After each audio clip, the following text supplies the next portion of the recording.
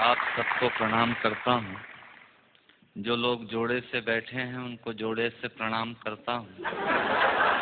जो विवाहित किसी कारण से अकेले बैठे हैं उनसे निवेदन करता हूँ कि घर जाकर मेरी तरफ से चरण स्पर्श पहुँचाएं।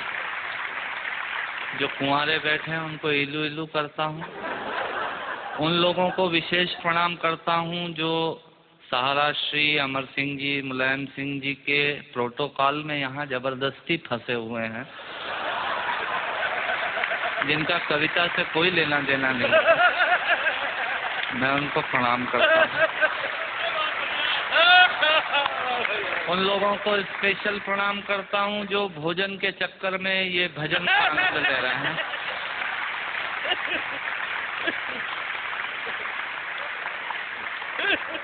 हंसना सिर्फ आदमी के नसीब में है।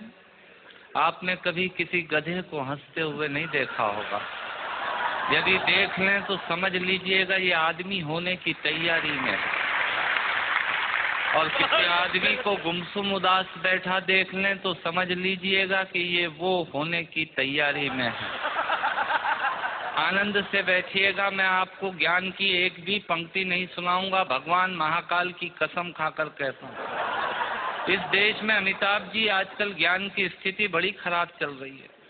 सवेरे 18 चैनल खोलो तो 19 बाबा प्रवचन देते हुए मिल रहे हैं और उसी समय हम ब्रश करके थूक रहे हैं। भारतीयों का कुछ हिसाब किताब समझ में नहीं आता। भारतीय आदमी अपने तरीके से जिंदगी जीता है। सहारा श्री बैठे हैं, मैं आपको बताना चाहता हूँ भारतीय आदमी होता क्या है। बेसिकली भारतीय आदमी वो होता है जो टूथब्रश के आगे वाले हिस्से के खराब हो जाने के बाद चाकू को गर्म करके उस पोर्शन को काटता है और बचे हुए हिस्से से पजामे में नाड़ा डालने का यंत्र बनाता है।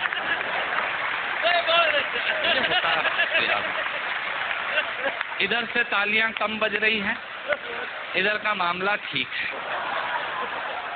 मुझे याद है भारतीय आदमी हीथ्रो एयरपोर्ट पे, लंदन में हीथ्रो पे एयरपोर्ट पे मशीनें लगी हुई हैं पॉलिश करने की जूतों पे। एक पैर डालो पॉलिश हो जाती है, दूसरा पैर डालो पॉलिश होने के बाद वो पैर पकड़ लेती है। फिर उसमें 50 सेंट्स डालिए तो वो पैर छोड़ती है। भारतीय पहुंचा एक, उसने एक पैर एक मशीन में पॉलिश हो गई, दूसरा पैर दूसरी मशीन में फंसा दिया। मुलायम सिंह जी, मरण तो उस आदमी का हुआ जो अंग्रेज आया। उसने जैसे ही पहला पैर फंसाया मशीन ने पैर पकड़ लिया। उसकी काउंटिंग में तो 2 हो गए। भारतीय आदमी ये होता है। मैं आपसे निवेदन करता हूँ, आज यहाँ हमारे दिलीप चौबे जी और राकेश पांडे जी मुझे एंटरटेन कर रहे थे, बता रहे थे ये 325 एकड़ में फैला हुआ है सहारा शहर। मैं आपके लिए जानकारी देता हूँ, सहारा शहर 325 एकड़ में नहीं फैला हुआ है। सहारा आजकल इन दिनों देश में एक विचार बन गया है जो पूरे देश में यत्र तत्र सर्वत्र नजर आता है।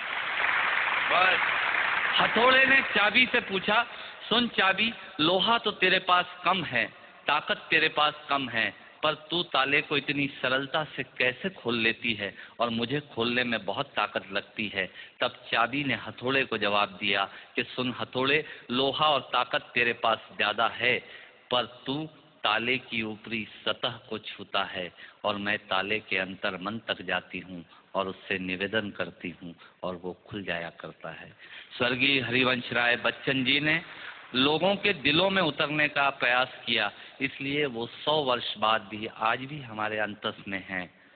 लोग दिमाग पर छाते हैं, उन्होंने दिल में पहुंचने की कोशिश की। मैं उनकी स्मृति को प्रणाम करता हूं और एक छोटी सी हास्य व्यंग की कविता से अपनी बात समाप्त करता हूं। जब मैं कहूं मजा ही कुछ और है, आप ताली बजा दीजिएगा। ये इनका तकिया कलाम होता है।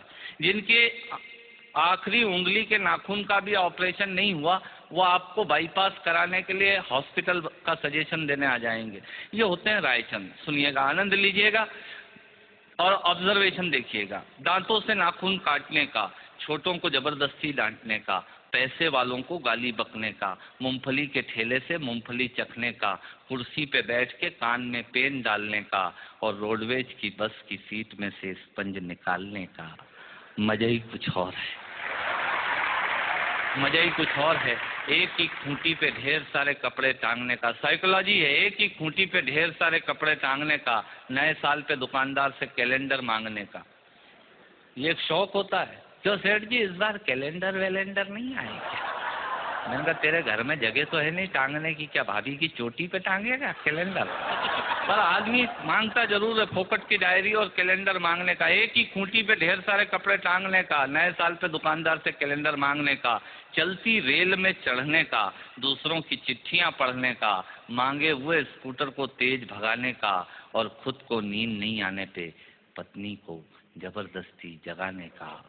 मजा ही कुछ और, मजा ही कुछ और है। चोरी से फल फूल तोड़ने का, खराब ट्यूबलाइट और मटकों को फोड़ने का, पड़ोसन को घूर घूर के देखने का। भैया ऐसे खुश हो रहे हैं जैसे उनका चरित्र चित्रण हो रहा है। चोरी से फल फूल तोड़ने का, खराब ट्यूबलाइट और मटकों को फोड़ने का, पड़ोसन को घूर घूर के देखने का, अपना कचरा दूसरे के सामने फेंकने का, बाथरूम में बेसुरा गाने का और थूक से टिकट चिपकाने का। मजा ही कुछ और है, मजा ही कुछ और है। ऑफिस में लेट आने का, फाइल को जबरदस्ती दबाने का, चाट वाले से फोकट की चटनी डलवाने का।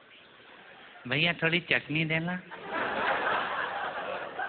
ऑफिस में लेट आने का, फाइल को जबरदस्ती दबाने का, चाट वाले से फोकट की चटनी डलवाने का, बारात में प्रेस किए हुए कपड़ों पे फिर से प्रेस करवाने का, ससुराल में साले से पान मंगाने का और साली की पीठ पे धोल जमाने का। मजा ही कुछ और है, मजा ही कुछ और है।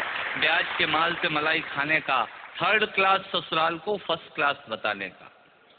ससुराल किसी की बुरी नहीं होती और साला तो विवेकानंद जी से कम बुद्धिमान किसी का होता ही नहीं है।